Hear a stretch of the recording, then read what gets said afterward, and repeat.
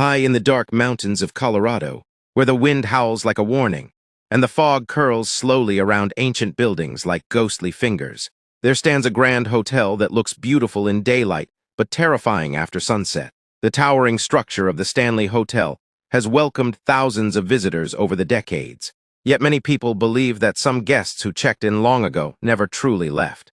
Travelers who stay here sometimes whisper about strange sounds in empty corridors, footsteps when no one is around, and the eerie echo of a piano playing in the middle of the night, even though the ballroom remains completely empty. The hotel's elegant halls glow softly with yellow lights, but those lights seem unable to chase away the strange feeling that someone, or something, is always watching. Many years ago, this mysterious place even inspired the legendary horror novel The Shining, after its author spent a single unsettling night inside the building and claimed the silence of the hotel felt alive.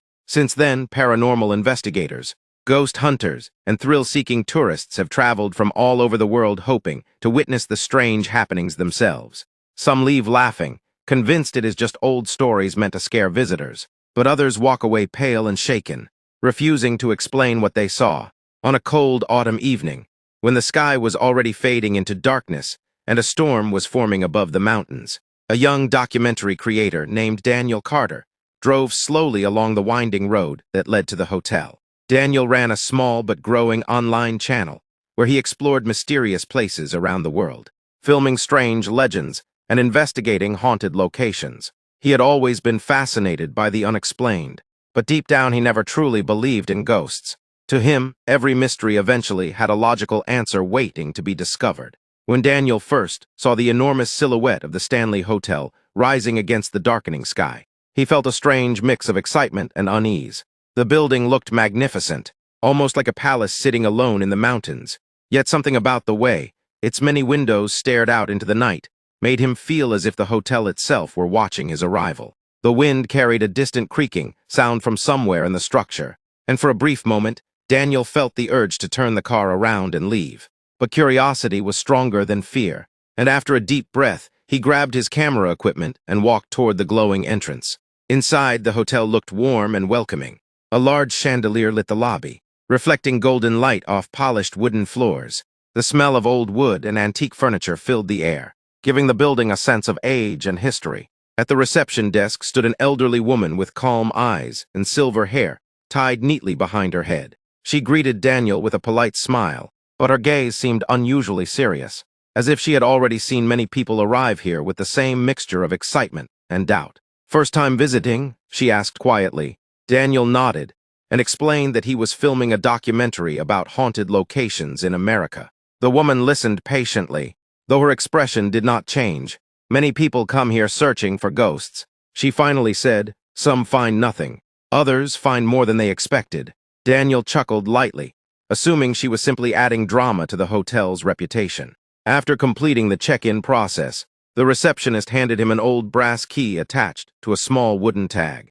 "Room 217, she said softly. "And one more thing. If you hear the piano tonight, don't follow the sound." Daniel raised an eyebrow, amused by the warning. But before he could ask what she meant, the woman had already turned away to assist another guest. The hallway leading to his room felt strangely quiet. Thick red carpets softened his footsteps, while tall windows revealed the dark mountains outside. Occasionally, the wind rattled the glass, and distant thunder rolled across the sky. Daniel set up his camera in the room, explaining to his viewers the legend of the Stanley Hotel and the stories people claim to experience here. He spoke confidently about skepticism, explaining that most hauntings could be explained by old plumbing, shifting wood, or human imagination. But as midnight approached and the storm outside grew stronger, the mood of the hotel began to change. The once busy hallways became silent, and the faint lights seemed dimmer than before. Daniel finished filming a segment near the staircase when he suddenly heard something unusual. A single piano note. At first it was soft, almost lost beneath the distant thunder. Then another note followed, and another, forming a slow, haunting melody drifting through the empty corridor. Daniel froze, listening carefully. The sound was coming from the grand ballroom at the end of the hallway. Excitement surged through him.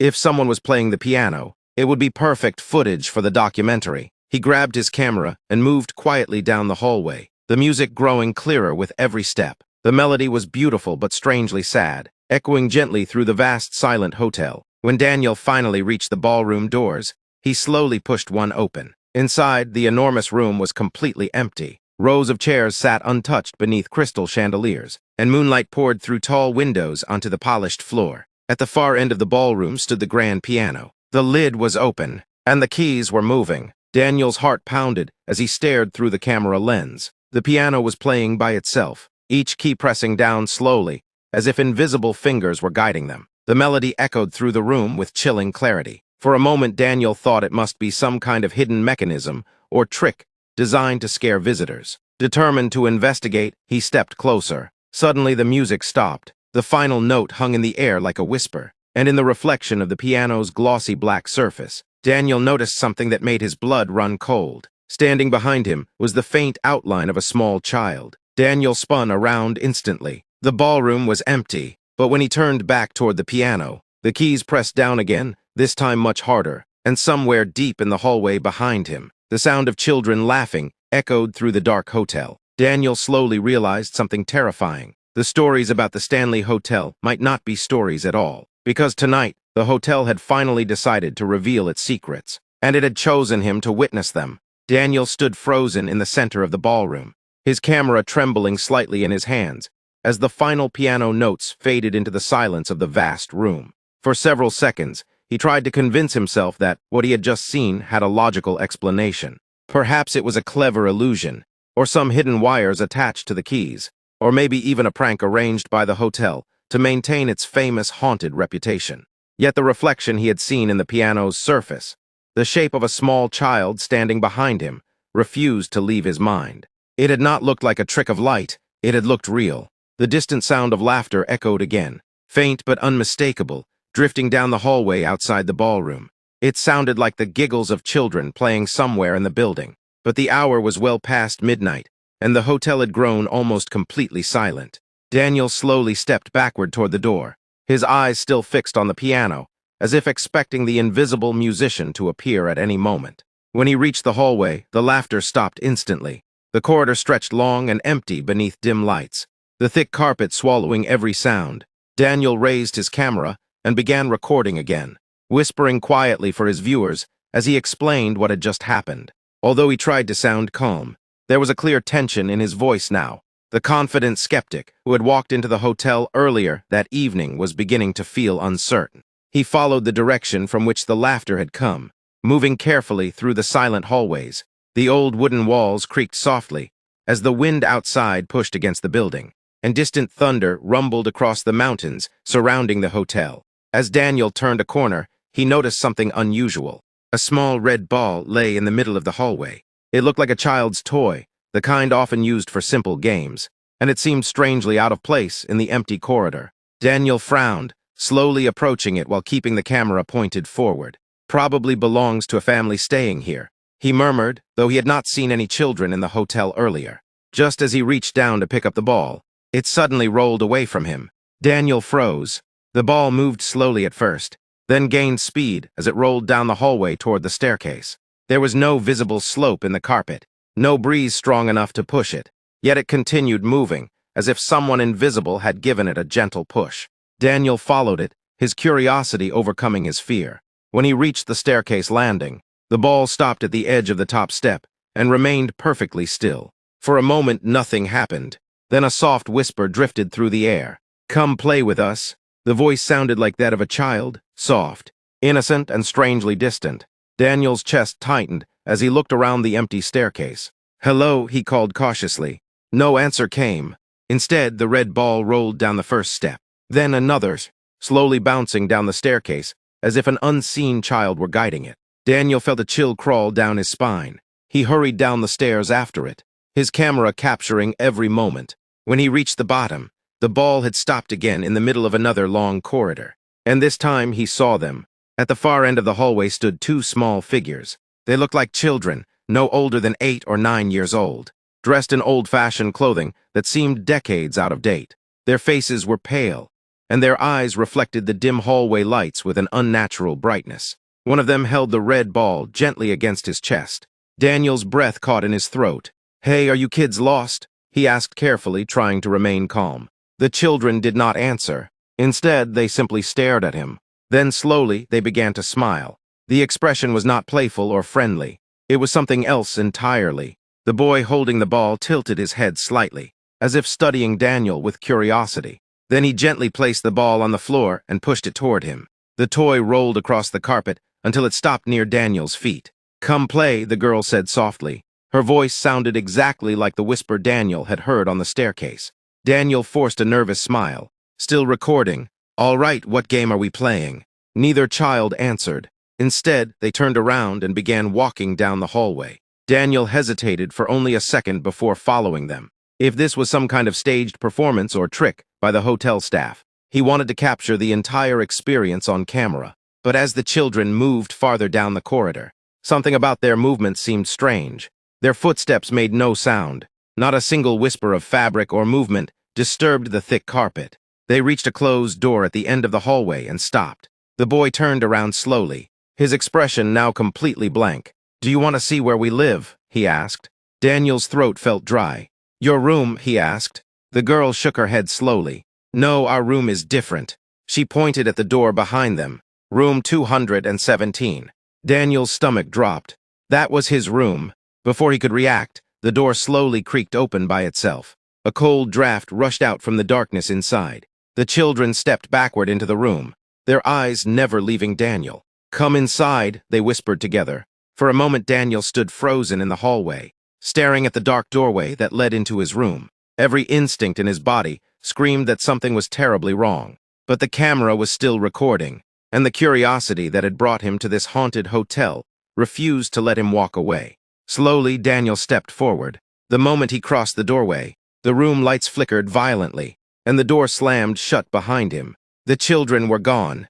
The room was empty, but from somewhere inside the walls, a faint sound echoed through the darkness, the same piano melody from the ballroom. Except this time, it was playing much faster, much louder, and it sounded angry. If you're enjoying this story so far, don't forget to subscribe to the channel Fox Story Explainer for more mysterious, creepy, and thrilling stories like this. For several long seconds after the door slammed shut, Daniel stood completely still in the darkness of room 217. His heart was pounding so loudly in his chest that it almost drowned out the strange piano music echoing faintly through the walls. The melody that had sounded slow and haunting in the ballroom earlier was now sharp, frantic, and almost furious, as if the invisible pianist were striking the keys in anger. Daniel slowly raised his camera again, the small red recording light blinking steadily as it captured the unsettling silence of the room. The air inside the room felt strangely cold, far colder than the hallway outside. The curtains moved slightly even though the windows were closed, and the old wooden floor beneath his feet creaked as if someone invisible were walking around him. Daniel forced himself to breathe slowly, trying to calm the growing fear in his mind. He reminded himself that he had come here to investigate, to document the truth behind the legends surrounding the famous Stanley Hotel. "All right," he whispered to the camera, attempting to sound composed even though his voice trembled slightly. "Something very strange is happening here in room 217. I'm not sure if the kids I saw in the hallway were guests, actors, or something else, but the door just slammed shut on its own." Just as he finished speaking, the bathroom lights suddenly turned on. Daniel's entire body stiffened. The bathroom door had been closed when he entered the room, yet now it slowly creaked open by itself. A soft yellow light spilled across the floor, illuminating the edge of the bathtub inside. Daniel approached cautiously. Every step felt heavier than the last, as though the room itself were resisting his movement. When he finally reached the bathroom doorway and looked inside, he saw something that made his stomach twist. The bathtub was filled with water, but the faucet was completely dry. No water was running, yet the tub was slowly filling on its own. Daniel leaned closer, trying to understand what he was seeing. The water surface was perfectly still, reflecting the dim bathroom light like a dark mirror. As he stared into the reflection, something began to form beneath the surface. At first it looked like a shadow, then the shadow became a face. A pale woman's face slowly appeared beneath the water, her eyes closed and her hair drifting like seaweed around her head. Daniel stumbled backward, nearly dropping his camera. The woman's eyes suddenly opened, and the water exploded upward. The lights in the entire room flickered violently before going completely dark. For a moment there was nothing but blackness. Then Daniel heard footsteps, not the soft sound of children this time, These footsteps were slow, heavy, deliberate. They moved across the wooden floor toward him. Daniel quickly turned on the flashlight attached to his camera. The beam of light cut through the darkness and revealed the empty room again. The bathroom door was now closed, and there was no sign of water anywhere. But something else had changed. On the large mirror above the dresser, words were slowly appearing, as if written by invisible fingers on fogged glass. Daniel approached carefully, the camera recording every second. The message finished forming in shaky letters. "You should not have come." Before Daniel could react, the same childish laughter echoed through the room again. It sounded much closer now, almost as if the two ghostly children were standing right beside him. Daniel spun around. The children were standing near the bed. Their pale faces were no longer smiling. Now they looked terrified. "Please help us," the girl whispered. Daniel's confusion deepened. "Help you from what?"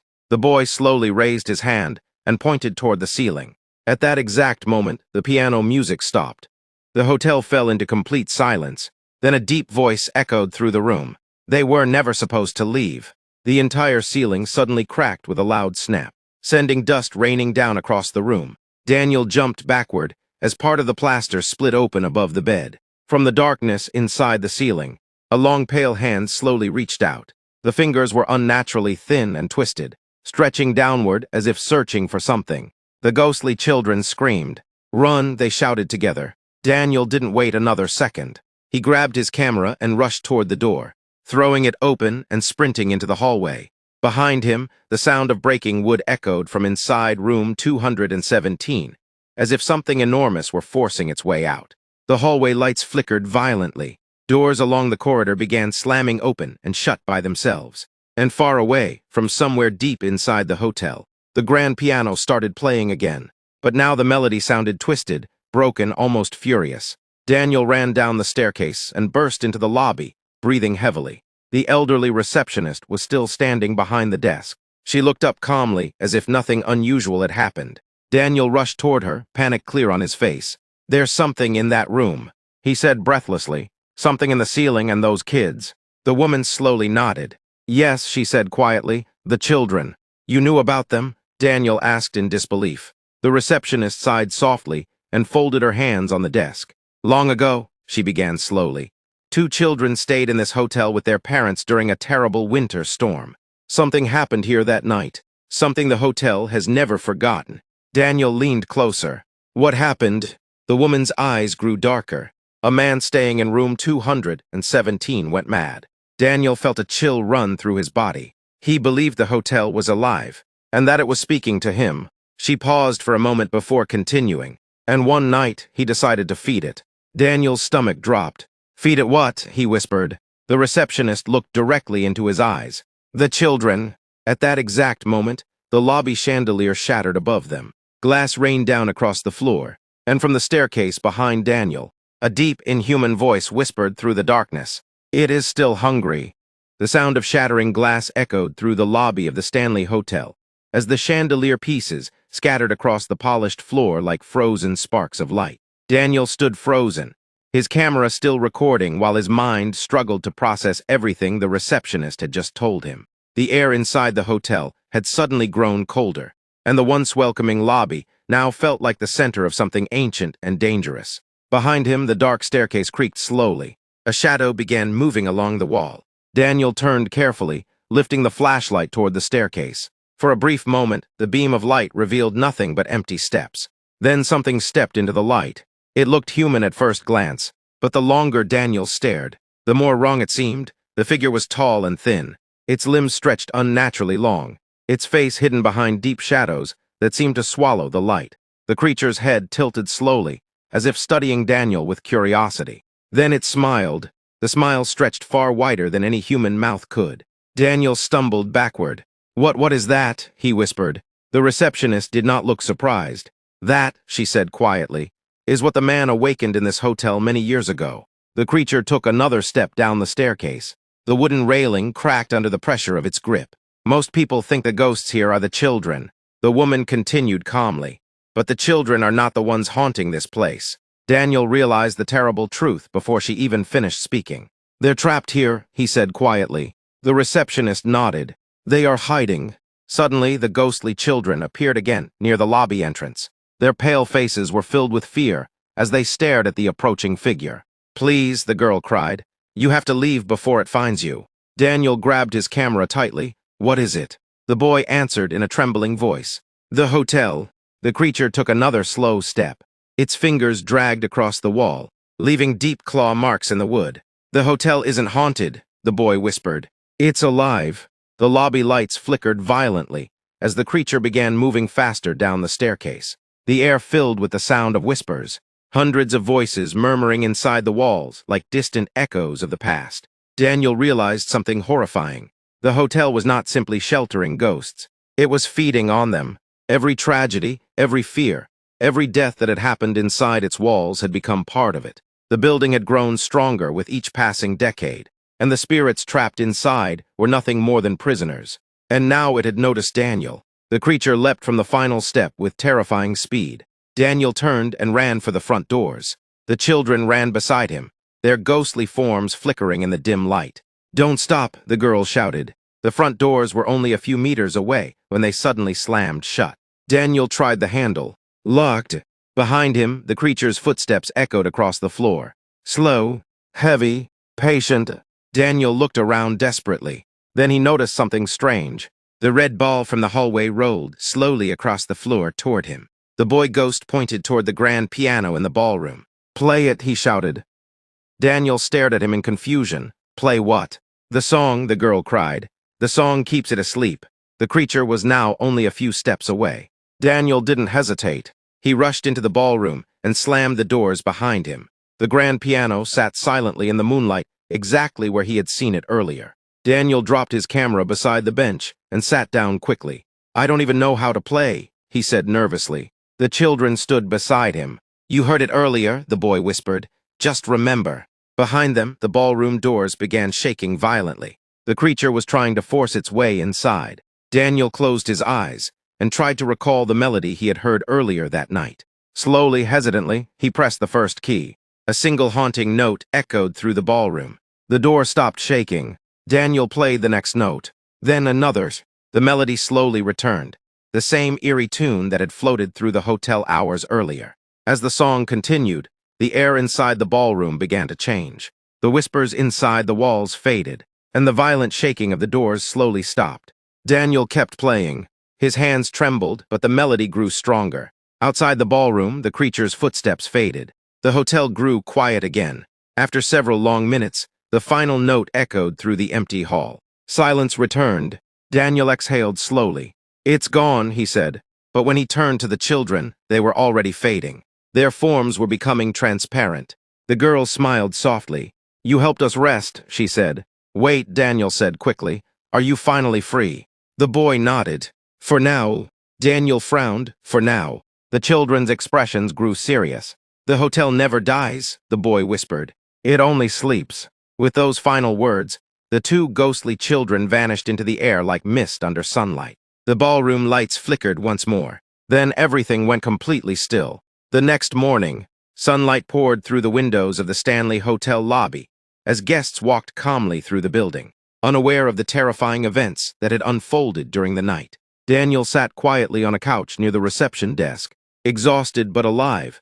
His camera rested beside him, still containing the footage from the night before. The elderly receptionist approached him. "You survived," she said softly. Daniel looked up.